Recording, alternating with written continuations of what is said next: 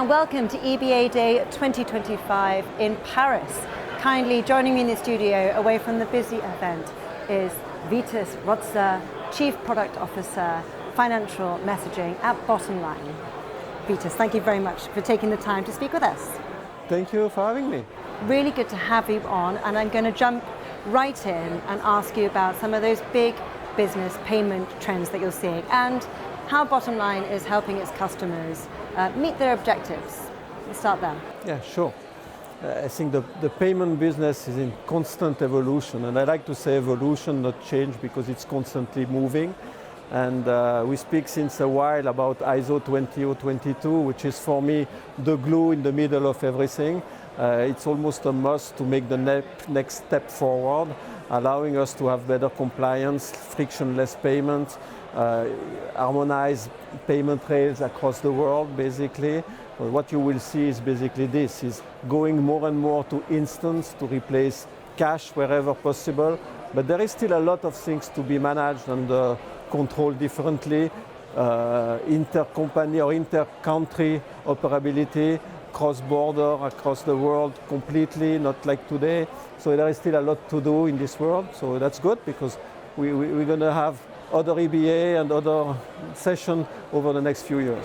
That's right. Well, thank you very much for bringing us up to date. And as one of the largest SWIFT bureaus, how are you helping those customers meet G20, another really big topic at EBAday, and also the 2027 cross-border targets that are fast approaching? So the first trend we see is that it's difficult to keep up with all this change for banks.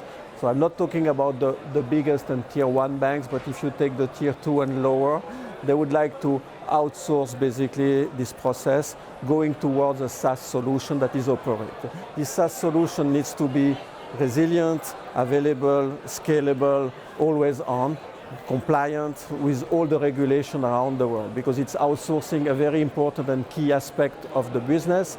If we fail, basically the market fails, and we are systemic for that. So this is a big, basically, trend where we are helping our customer, looking for basically economy of scale and skills.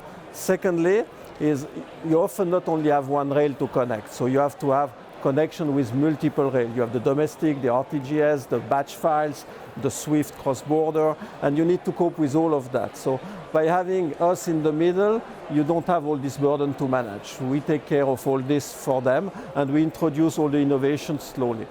Finally, compliance, fraud has to come with it. So managing the flow and all this, let's say, integration with third party or even our solution to cover all that is also key, and this is what we provide. All this via API, which is the next step everybody is looking for, is to connect via an API to simplify the connectivity as well. That's right. You've done a good job of highlighting both the opportunities and the challenges which come with those, and you touched on innovation there. So I'm interested to hear where Bottomline are investing in innovation and what your primary proposition is as well. I think to come back to your G20, which was the question before, it's all about access, speed, smooth basically transport of the payment, and finally also visibility. Okay, so that's exactly the area in which we are investing in. So access is giving access to multiple rails for our customer via a hosted solution in a SaaS proposal. Security is all about the compliance, the fraud detection. We speak about VOP, which is now coming in force. You have COP in the UK that we invested heavily in, and I'm sure more to come in different countries. And here too, the wish will be to harmonize that a little bit. The ISO 20022 transformation, which is a requirement to have smooth and, let's say, seamless transport of the payment. All this is basically where we are investing on a daily basis.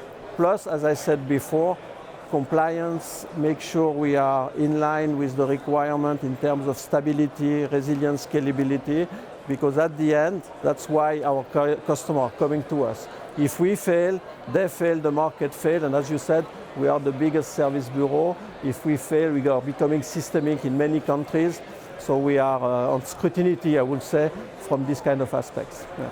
So watch this space. Vitus, thank you so much for sharing your insights. A really interesting space to keep our eye on. So I'm looking forward to catching up further down the line and reflecting on those insights, but I'll let you get back to the busy event behind us. Thank you very much. Thank you very much for having me. Thank you.